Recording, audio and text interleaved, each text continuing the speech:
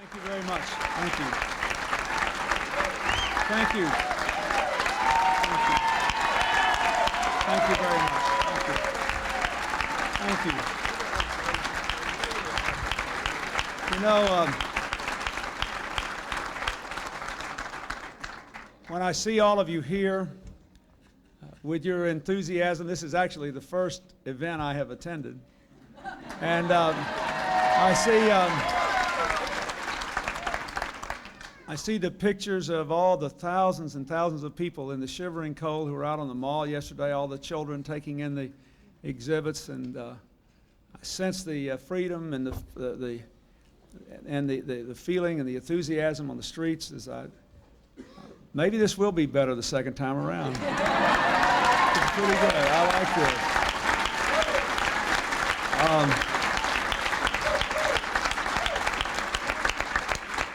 I want to thank my friend Alan Solomon for taking on this immense responsibility. And obviously, I'm indebted to my longtime friend Governor Roy Romer and Steve Grossman and to Carol Penske. I'll have more to say about all that day after tomorrow. I thank Don Fowler and Chris Dodd and Marvin and Scott and everybody else that helped us so much in the last 4 years. And I ask you only to think about this. I have to be very careful because I've been thinking about nothing but my inaugural address. If I'm not careful, I'll give you half of it right here. I'm trying to think, how can I say this differently? I actually, in the darkest days of 1994 and 95, always believed that we would be doing this on this day.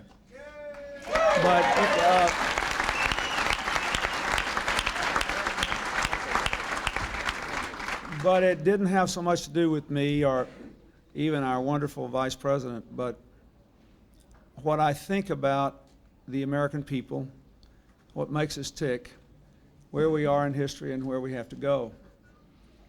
And I ask you to think about that because we've come a long way here in building a party that is true to the internal principles of the Democratic Party, but geared to the challenges of the present and the future. And I've run my last race, but we haven't done all the work we need to do for our country for the 21st century. And we have to maintain both the commitment to progress and a commitment to community. That's what's unique about us. We believe that we'll all do better if we all do better. That's what's unique about the Democratic Party. And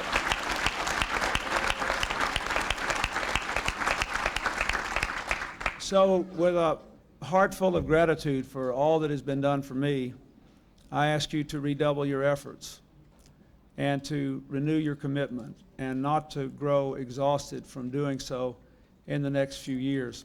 Because we've only begun to scratch the surface of what can be done to mobilize younger people, what can be done to mobilize people who've never been active in political affairs before to participate financially and as citizens in our common endeavors. And we have to do that. We have to leave here with a system, with a structure for ordinary citizens to participate more in the affairs and the life of this party in order to have really been successful. In that regard, I would like to mention just two other people. First of all, I would like to thank Reverend Jackson, who's over here to my left, appropriately enough.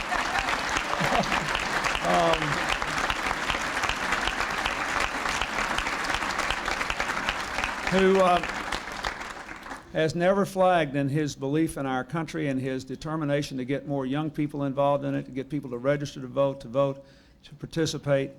We all need to do more of what he has been doing.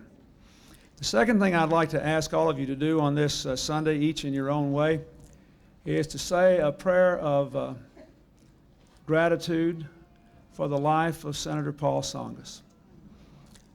You know, we had an interesting campaign in 1992. I had read both the books that he had written by that time. We went all over New Hampshire in that wonderful atmosphere that only New Hampshire has, where you're supposed to meet every voter 3 times before they take you seriously. And he and I had these crazy ideas that people might actually not object to policy wonks running for president. It might be a good thing if the president actually knew something about the problems of the country. And it was really quite an interesting phenomenon, the town meetings that the two of us had and the crowds that would show up just to hear people talk about the issues. And my admiration for him and for his sense of commitment to our future, to the integrity of the political process, and to the ultimate ability of America always to renew itself only grew with all of our contacts. Our country is deeply indebted to him for having had the courage to stay active in public life and to battle through his own illness and his own pain and his own disappointment to continue to fight for America's well-being. That is citizenship in the best sense. So I ask you to say a prayer of gratitude for the life and the soul and the family of Paul Tsongas. And